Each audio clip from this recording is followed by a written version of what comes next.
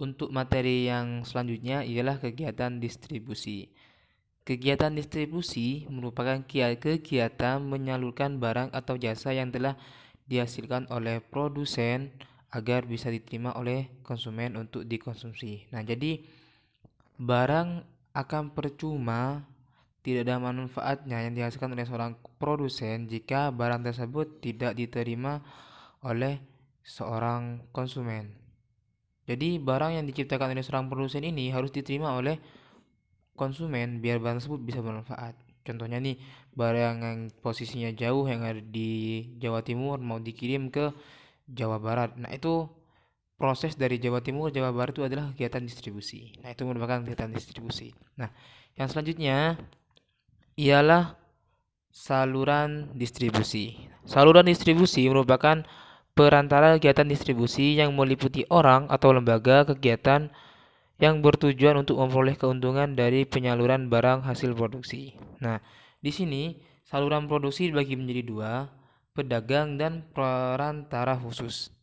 Pedagang merupakan individu maupun kelompok yang berkegiatan membeli dan menjual kembali barang hasil produksi tanpa mengubah bentuk dengan tujuan mendapatkan keuntungan dari selisih antara harga beli dan harga jual. Nah, di sini menurut skalanya pedagang dibedakan menjadi dua, pedagang besar atau grosir dan juga pedagang eceran atau retail. Nah, pedagang skala besar biasanya memiliki karakteristik yang lebih kompleks, barangnya lebih banyak karena memperjualkan barang dengan jumlah yang sangat banyak dan juga jangkauannya juga lebih luas. Sedangkan pedagang eceran memiliki ruang lingkup yang lebih kecil.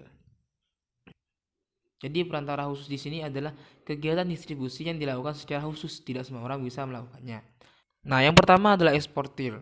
Eksportir adalah pedagang menyalurkan barang dagangannya atau jasa mereka ke luar negeri. Jadi bisa dikatakan kayak semacam ekspor. Kita menjual barang dari Indonesia ke luar negeri. Nah, sedangkan yang importir adalah pedagang mendatangkan barang dari luar negeri ke Indonesia. Nah, itu nanti bisa dikatakan sebagai importir. Atau kita mengimpor barang dari luar negeri gitu. Terus yang selanjutnya adalah agen.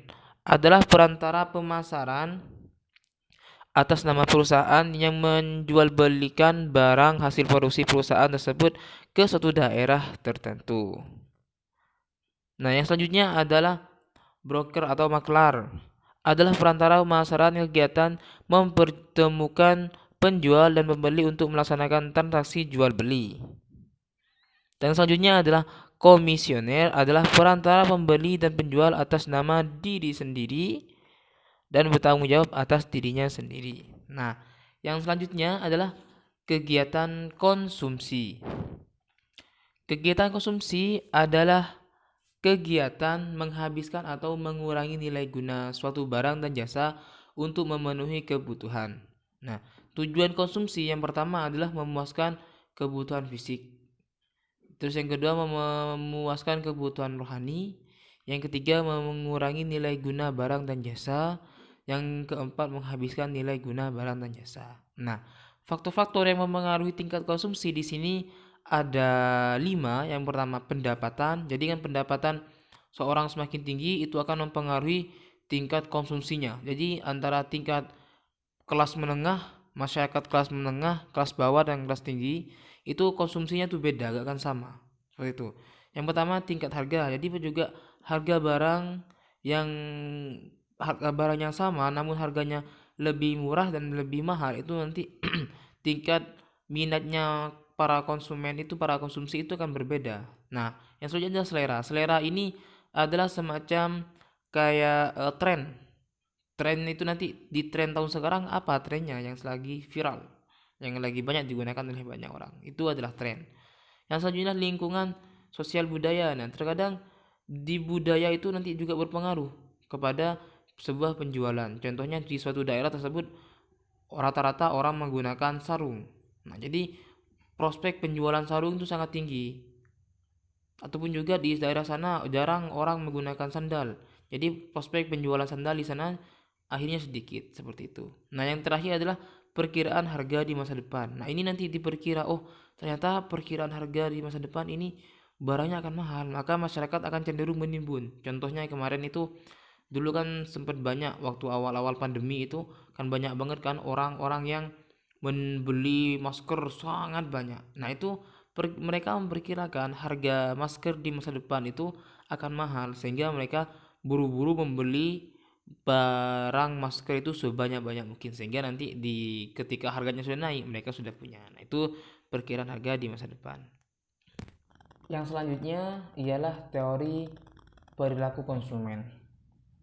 Teori perilaku konsumen ialah teori yang dapat menjelaskan bagaimana seseorang konsumen atau seorang konsumen memilih produk yang diyakini akan memberikan utility atau tingkat kepuasan yang tinggi, sehingga mencapai kepuasan secara maksimum dengan dibatasi oleh pendapatan dan harga barang.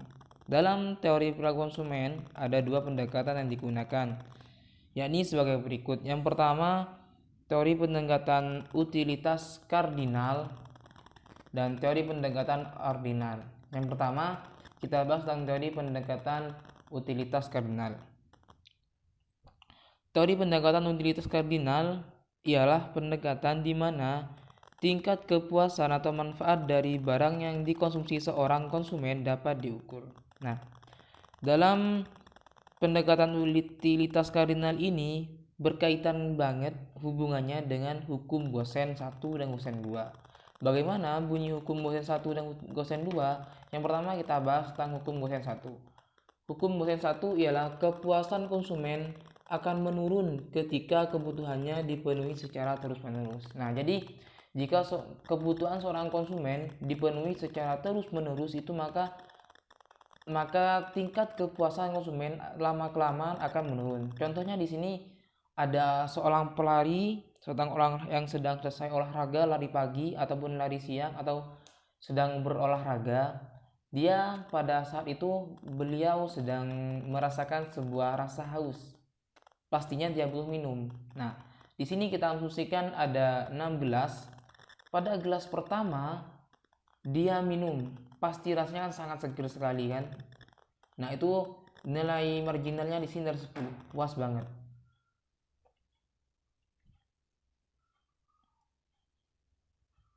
Kemudian minum gelas kedua masih seger banget, masih enak aja, ini 8. Terus pada gelas ketiga masih enak aja, gelas ketiga tapi sudah mulai enak di sini biasanya. Dan sudah mulai di gelas kelima, di gelas keempat ketika dia minum sudah gak masuk biasanya tuh, tapi dipaksakan aja tetap minum. Tapi kan tingkat kepuasannya nanti kan sudah gak enak kan. Kalau pada pertama kita haus banget terus kita minum air segelas enak, minum lagi masih enak aja, terus minum lagi sudah mulai gak enak karena sudah kekenyangan. Terus yang keempat sudah kembung, gelas keempat. Yang gelas kelima sudah mulai penuh banget perutnya, ini sudah akhirnya dipaksakan lagi di gelas keenam, maka dia akan muntah nanti. Nah, jadinya gambarannya seperti itu. Jadi ketika konsumen membutuhkan suatu barang, ketika kita dikasih barang secara terus menerus itu, maka nanti pada akhirnya tingkat kepuasannya tersebut akan menurun. Tuh, yang merupakan yang pertama adalah hukum Gosen 1. Yang selanjutnya, hukum Gosen kedua.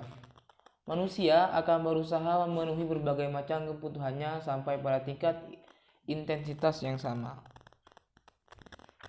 Nah, maksudnya gimana? Kalau tadi kan ketika minum gelas 1, 2, 3 ada tingkatannya. Kalau di sini tingkat kepuasan konsumen itu akan dapat diketahui itu dengan berbagai tingkat kombinasi. Kombinasi yang seperti apa? Contohnya kita punya uang 20.000.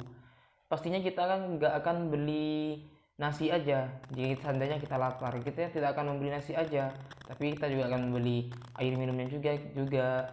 Kita juga sebagai siswa yang sekolah, kita juga akan membeli pensil ataupun pulpen untuk sekolah. Nah, itu akan terjadi sebuah gabungan. Nah, itu akan terjadi sebuah perbandingan. Contohnya beli nasi segelas, beli nasi dengan gelas es teh 1 gelas dan juga sebuah buku, ataupun beli nasi, gak beli nasi tapi nasinya makan di rumah, tapi cukup beli 2 buku dengan juga minuman karena sudah makan nasi di rumah. Nah, ini pergabungan atau perbandingan dua pilihan ini merupakan yang digambarkan dengan hukum Gosen 2 seperti itu.